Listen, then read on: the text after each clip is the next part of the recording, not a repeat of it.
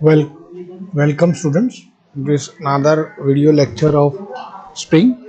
इस video lecture में हम जो पास्ट के जो पिछले वीडियो लेक्चर में हमने प्रॉब्लम देखी थी उसी से मिलती जुलती प्रॉब्लम आज हम सॉल्व करने की कोशिश करेंगे। इस प्रॉब्लम और लास्ट प्रॉब्लम जो हमने सॉल्व की थी उन दोनों में काफ़ी कुछ सिमिलरिटीज़ हैं। So let's understand the problem first. और ये प्रॉब्लम आपको खुरमी की बुक में भी अवेलेबल है, आप वहाँ से भी इसको देख सकते हैं। सो design and draw a wall spring of a petrol engine for the following operating conditions. तो डिज़ाइन और ड्रॉ करना है आपको एक वॉल स्प्रिंग का पेट्रोल इंजन के लिए, जो नीचे दिए गए ऑपरेटिंग कंडीशंस को ध्यान में रखते हुए आप डिज़ाइन करेंगे। तो spring load when valve is open, तो जब स्प्रिंग लोड जब वॉल्व ओपन रहता है तो 400 Newton. Spring load when valve is closed 250 Newton. Maximum inside diameter of spring 25 mm inside diameter है, ये ध्यान देंगे। इसके पहले के कुछ प्रॉब्लम्स में हमने जब इसको देखा था तो हमने केसिंग के ध्यान में रखते हुए 25 mm। उसके बाद length of the spring when the valve is open 40 mm। ये देखिए जब मैक्सिमम रहेगा जब स्प्रिंग ओपन रहेगी, लेकिन length of the spring when the wall is close is 50 mm। Length of spring 50 है और लोड कम है, इसका आप ध्यान रखेंगे। यानी कि जब वॉल क्लोज रहेगा तो स्प्रिंग जो है वो ओपन रहेगी और जब लोड में रहेगा तब स्प्रिंग कंप्रेस्ड रहेगी, इसका आप ध्यान रखेंगे। और मैक्सिमम परमिसिबल शियर स्ट्रेस दिया हुआ है 400 mega pascal. So P1 is equal to 400 newton. ये हम इसको P1 P2 लेते हैं हमेशा की तरह। Capital P1 is equal to 400 newton, small capital P2 is equal to 250 newton. इन दोनों को हम जानते हैं। और DI इंटरनल डायमीटर आपको 25 mm दिया हुआ है ना। तो और आपको जब हम डिजाइन करते हैं तो आपको ध्यान होगा कि we always consider capital D, that is mean diameter. Here it is given as capital DI। L1 length 1 is 40 mm, L2 50 mm और tau is equal to 400 mega pascal, that is equal to 400 newton per mm square. यदि हम इन problems को देखेंगे तो आप पाएंगे कि इन सारी प्रॉब्लम्स में आपको ये जो दो लेंथ्स दी हुई हैं, इन दोनों लेंथ्स की आपको कंसीडरेशन करनी पड़ेगी। और इसके पहले हमने ऐसा कोई न्यूमेरिकल नहीं किया है, that's why this numerical it's become unique. So यहाँ पर देखते हैं mean diameter of spring coil. तो mean diameter of spring coil निकालने के लिए हमें चूंकि DI पता है और we know that DI minus small d DI plus small d is equal to capital D। तो हम कैपिटल D को निकालने के लिए एक नया टाइम फ्रेज देखते हैं 25 प्लस स्मॉल d। और maximum twisting moment of spring, ये हमने लास्ट वीडियो लेक्चर में भी सॉल्व करने की कोशिश की थी, that is equal to T is equal to capital P1 और which capital P1 we have to take the capital T1 which is greater, और capital D/2 is equal to 400 और कैपिटल D की जगह हमने जो ये 25 प्लस स्मॉल d रखा है उसको रखेंगे, डिवाइडेड बाई 2 करेंगे and that is equal to किसी फ्रेज में आएगा और वो न्यूटन mm में हमारा टॉर्क आएगा, ट्विस्टिंग मोमेंट। और मैक्सिमम ट्विस्टिंग मोमेंट लेने के लिए हम जो मैक्सिमम ट्विस्टिंग मोमेंट लेने के लिए हम इसे π/16 πd cube π/16 tau d cube is equal to 5000 plus 200d is equal to π/16 into tau into d cube. तो π/16 into 400 into d cube that is equal to 78.55 d cube. तो small d is equal to आपका आ गया 4.2 mm। जब हम 4.2 निकालते हैं तो हमें ये कंफर्म करना रहता है कि this 4.2 is the final answer? No, we have to see the table and select the proper diameter for the wire diameter. तो हम डिजाइन डेटा बुक खोलेंगे और इसके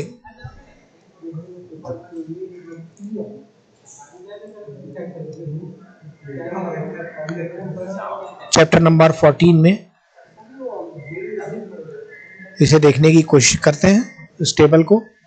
ये देखिए हम किस टेबल की बात कर रहे हैं, page number 125, table number 14.4, average value of tensile strength of spring wire. और यहाँ पर हम डायमीटर सिलेक्ट कर रहे हैं, चूंकि हमने डायमीटर डायरेक्ट निकाल लिया है 4.2। अब यहाँ 4.2 के बाद आप देखेंगे हमारे टेबल में 4 है और 4 के बाद 4.5 है, तो हमें 4.5 लेना है। जबकि इसमें 4.47 लिखा हुआ है, ये खुरमी की किताब से ये और डायमेंशन है जो लिया हुआ है, that's why I have written here 4.47, जबकि आप इससे देखेंगे तो it will be 4.5। Then we know that the spring index is equal to capital C D/2, इसमें रखेंगे। और चूंकि स्प्रिंग इंडेक्स हमको पता है, स्प्रिंग इंडेक्स हमको पता नहीं है, so what we will calculate spring index. तो कैपिटल C हमको पता है, spring index is equal to capital D divided by small d होता है।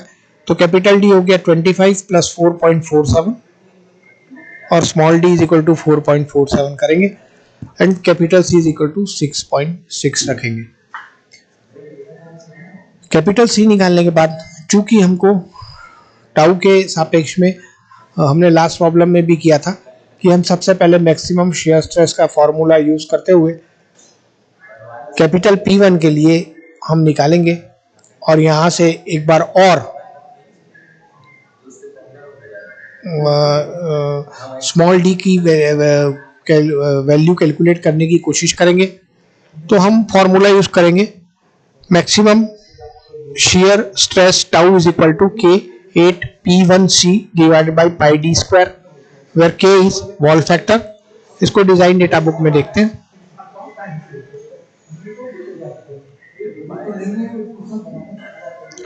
यहाँ पर देखते हैं tau is equal to 16 PR divided by pi D cube into K is equal to 4C minus 1 divided by 4C minus 4 plus 0.614C। C का मान हमको पता है, हमने निकाल लिया अभी 6.66 समथिंग, एंड हम यहाँ रख के K का मान निकालेंगे। इसी K के मान को हम यहाँ रखेंगे और इस फॉर्मूले को कंप्लीटली हम C के सापेक्ष में कन्वर्ट कर लेंगे। How we will convert it with C? Let's see once again. Here tau is equal to 16 PR, so 2R is equal to what? Capital D। तो हम यहाँ कैपिटल D लिख देंगे। 2R यानी कि 8R is equal to how much? 8R is equal to how much? Is equal to 2D। 8R is equal to 4D। तो इसको हम रखेंगे यहाँ और capital D divided by small d is equal to C होता है, तो बचेगा हमारा D square. So here you can see हमने यहाँ पर D स्क्वायर को रखा है और बाकी की सारी वैल्यूज सेम है। सो हियर कैपिटल P1 का मान हम रखेंगे 400, इसका ध्यान रखेंगे। Capital 400.6.6 1.227 into 8 into 400 into 6.6 divided by pi D square, और डी स्क्वायर की हम एक अलग वैल्यू निकालेंगे, दैट विल बी 4.54 mm। इन दोनों वैल्यू में से इसको हम पहले देखेंगे कि एग्जैक्टली हमारे टेबल में ये कितनी वैल्यू आ रही है।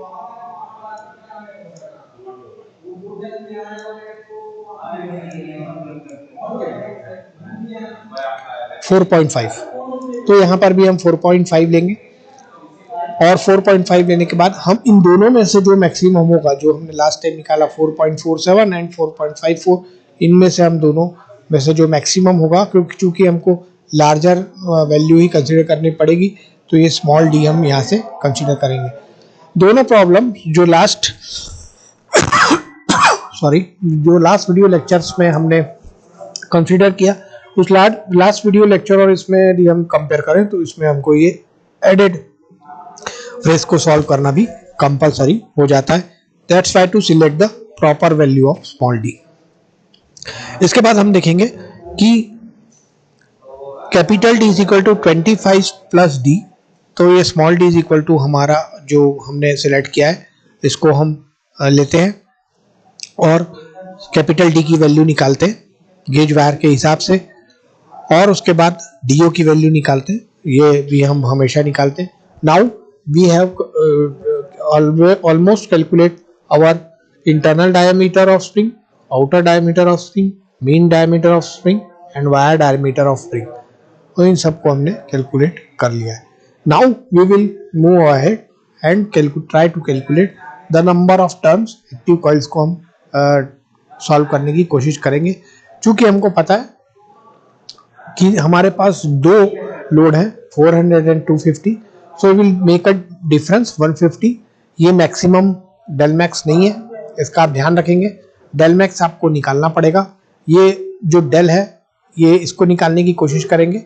ये कितना है 50 माइनस 40, 50 जब वॉल्व ओपन है and 40 when valve is close. So the deflection is del given in numerical itself and that is 10 mm। तो इस डिफ्लेक्शन को निकालने के लिए सबसे पहले हम एक्टिव नंबर ऑफ कॉइल्स निकालेंगे, दैट इज n। तो n निकालने के लिए हम del is equal to 64 PR cube into n divided by GD4 इसका प्रयोग करेंगे, और इसका प्रयोग करके हम n की वैल्यू निकालेंगे, n is equal to active coils. तो एक्टिव कॉइल्स निकालने के लिए हम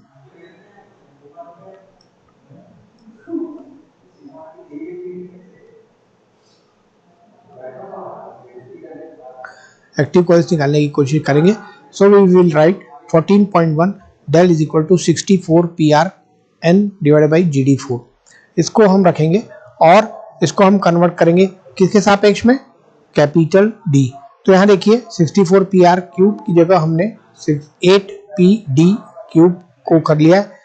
हमने 8 into 8 PR 8R sorry is equal to 8R is equal to capital D का की raise to the power cube होता है, तो हमने इसको D क्यूब लिख दिया है। D cube by D4। हमें ये सारी वैल्यूज पता है। यदि हम D cube by small d cube करके हम यदि C का मान रखते हैं तो हमें कैलकुलेशन कम करना पड़ेगा। तो C cube divided by D small d ऐसा भी आप लिख सकते हैं। तो आपको डिसाइड करना है कि कौन सा पैरामीटर्स को कहाँ पर इसको कन्वर्ट करना है, जिससे कि आपका कैलकुलेशन वाइल कैलकुलेटिंग इजी आपको जाए। देन 10 इज इक्वल टू ये सारी चीजें रखकर आप n के कैलकुलेट करेंगे। n इज इक्वल टू 14.2 हम होल नंबर में लेंगे, तो final n is equal to number of coil is equal to 15। तो n इज इक्वल टू हम यहाँ 15 लिख देते हैं। फिर हम हमारे टेबल में जाएंगे।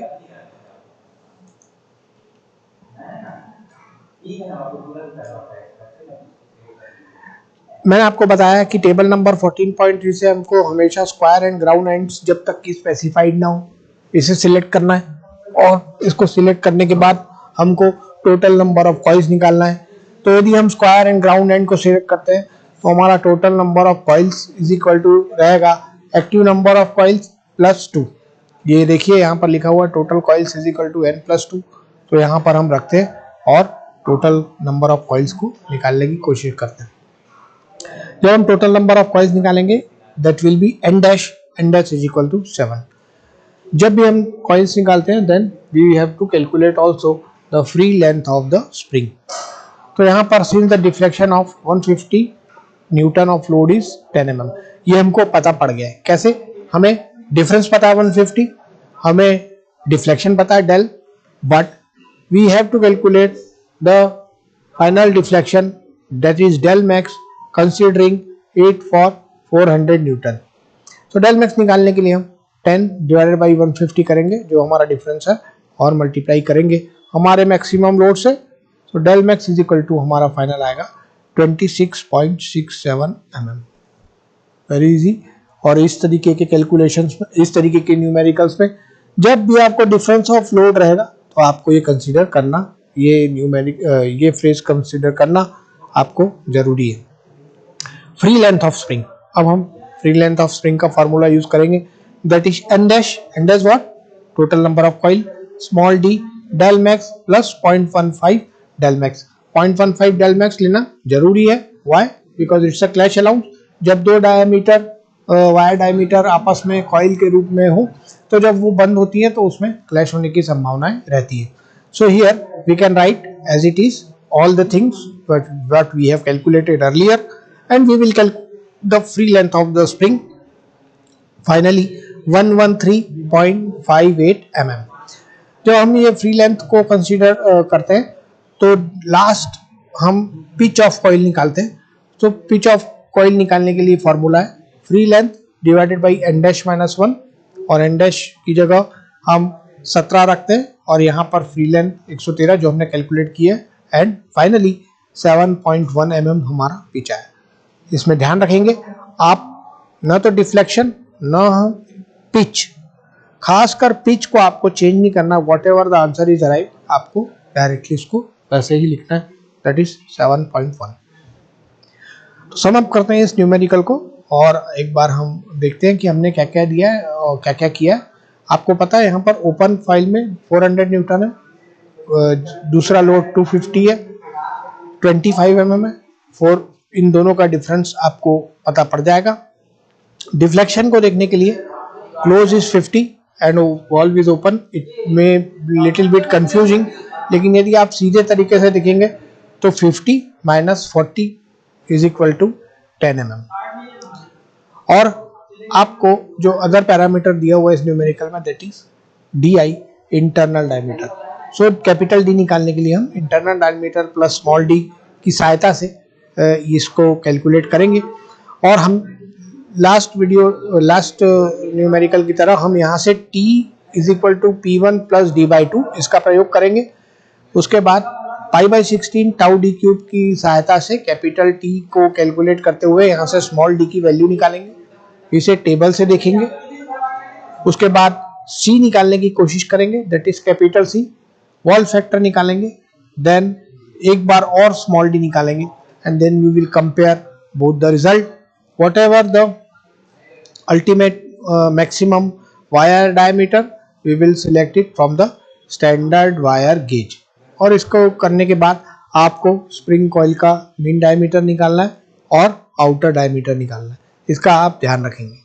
नेक्स्ट आपको number of turns of coil निकालना है। Number of turns of coil निकालने के लिए आपको जो डिफ्लेक्शन है डेल, उसको कैलकुलेट करते हुए n यानी कि एक्टिव नंबर ऑफ कॉइल्स निकालना है।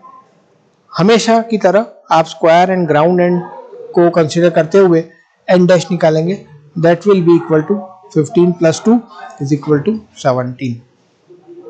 फ्री लेंथ ऑफ स्प्रिंग निकालने के लिए आप फिर से जो हमारा डिफरेंस है वो डिफ्लेक्शन है वो, और जो बिगर लोड है उसको कंसीडर करते हुए आप डेल मैक्स निकालेंगे। डेल मैक्स निकालना बहुत जरूरी है। यदि आप देखेंगे कि डेल हमारा क्वेश्चन में दिया हुआ है 10 mm, so we can not put it like that, because हमारे जो डिफरेंस और मैक्सिमम लोड है इन दोनों में बहुत ज़्यादा डिफरेंस है। इस डिफरेंस को कंसीडर करते हुए हमें नया डेल मैक्स निकालना है। यदि मैं कंसीडर करूं कि हमारे क्वेश्चन में दिए हुए डेल से और इस डेल मैक्स से, तो ध्यान देंगे तो ये आप पाएंगे कि del is equal to 20 mm given है और del max is equal to 26.67 mm है। तो इसलिए इसका ध्यान रखेंगे और इसको निकालते समय आप ये ध्यान देंगे इस फॉर्मूले की सहायता से फ्री लेंथ निकालेंगे और पिच निकालने के लिए free length divided by n dash minus 1 इसका प्रयोग करते हुए आप फाइनल पिच निकालेंगे। तो इस तरीके से आप इस न्यूमेरिकल को बहुत आसानी से सॉल्व कर सकते हैं, and I hope it is fully understood by you, and you can calculate any number of problems according to this numerical. So students, thank you for your kind attention. Thank you very much.